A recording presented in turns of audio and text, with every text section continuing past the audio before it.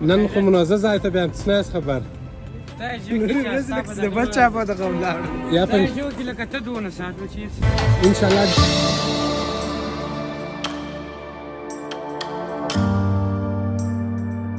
چې وخت د دې ځای اوسېدونکی زین الدین خان مومند د اوسني پنجاب حاکم تیر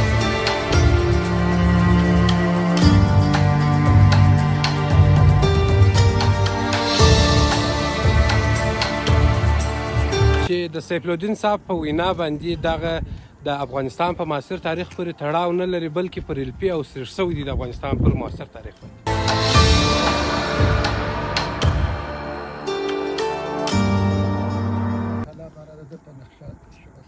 ښه پوځي کلا وه دا ځای د ده شخصي د کور کار ځینې اخیستی او وزیر شاه ولي خان بامیزي بیا چې کله خرکا شریفه و کندهار ښار ته راوړله په هم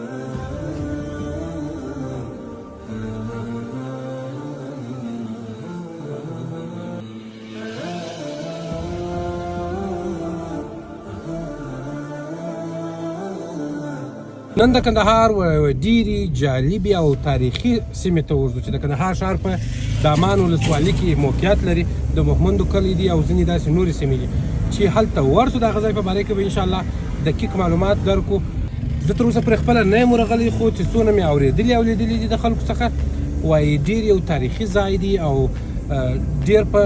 ښه انداز سره جوړ شوی دی خو دا چې اوس کنډوالي دي دا بیا جلا موضوع زه یم فی الحال په موټر کې واوا دی سلیمان دی او د غزوان څه نوم یې جان دی حبیب لا دی او دی نو په بل موټر کې راپسې دي د خیره سره چې ورې ولاړلو انشاءالله الرحمن بیا به سره ګورو د دامان تر مخه یې ور رالو دلته ملکو ته چې یو ښه ښایسته خوندوره کلفې وخورو او تر څنګ یو څه یې خیره سره واخولې په کندهار کې نو اوس بالا هوا پر ګرمېدو ده د خیره سره دا بل موټر هم راورسېدی دا غجي څنګه حمید خان په خیر یې خیریات دی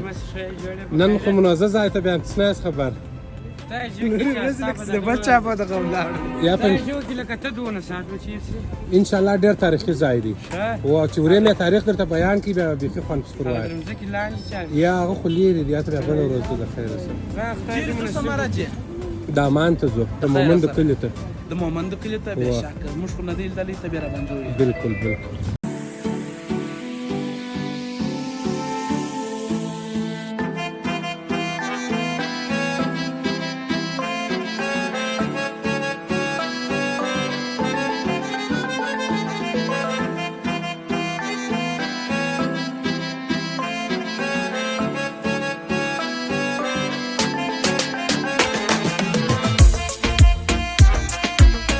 دا د کندهار په دامان ولسوالۍ کې د محمندو کلی دی چې یو وخت د دې ځای اوسېدونکی زین الدین خان مومند د اوسني پنجاب حاکم تیر شوی دی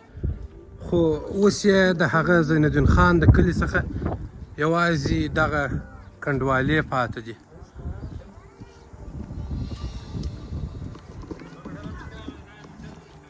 چې د سیف الدین صاحب په وینا باندې دغه د افغانستان په معاصر تاریخ پورې تړاو نه لري بلکې پر الپی او سرش شوی دی د افغانستان پر معاصر تاریخ باندې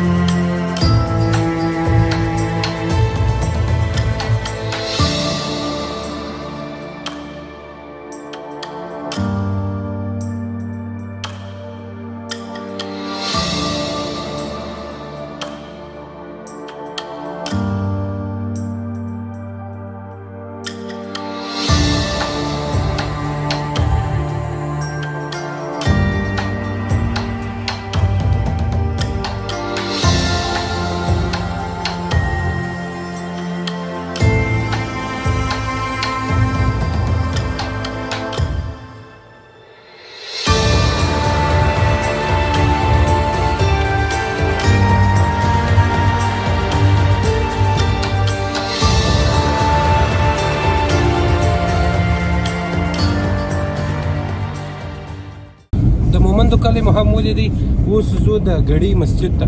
ورې به هم انشاءالله د هغه ځای تاریخ درته بیان کړم. ډېر ښایسته تاریخ هغه ځای هم لري. نو نن مو یوازې نیت او اراده هم دغه وه چې راووځو او د خپل ښار هغه تاریخي ابدات چې دي هغه ووینو او د هغوی منظره وکړو.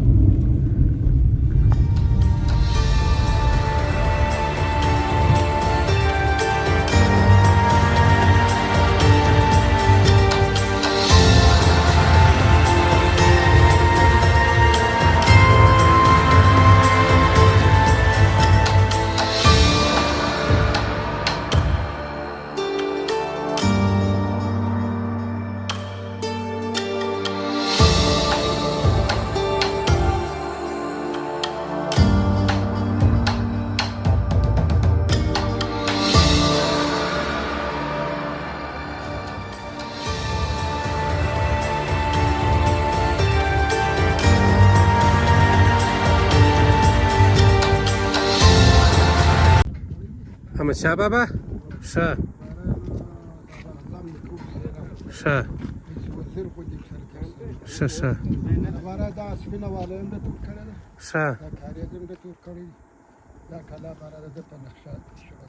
ښه پوځي کلا وه دا ځای د ده شخصي د کور کار یې ځینې اخیستی. ښه د احمدشاه بابا سره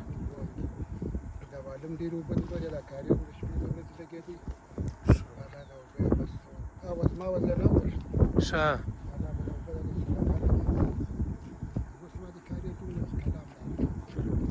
کور جوړ حاجي محبوب خان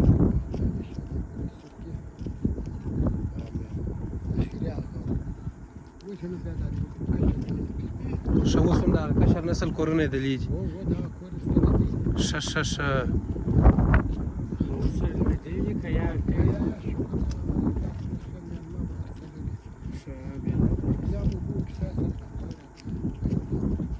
جزا خیر اوسئ. علیکم السلام.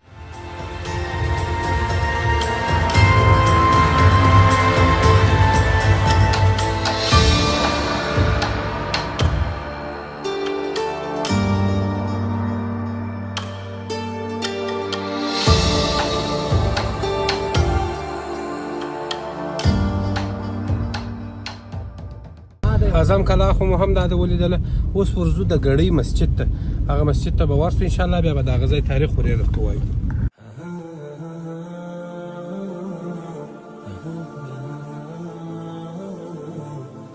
دا د کندهار په دامان ولسوالۍ ګړۍ کاریز کې د ګړۍ مسجد دی چې د تاریخ پوهانو په وینا په خاصه د سیف الدین صاحب په وینا احمدشاه بابا په خپل وخت د پاچاهۍ کې پر دغه مسجد باندې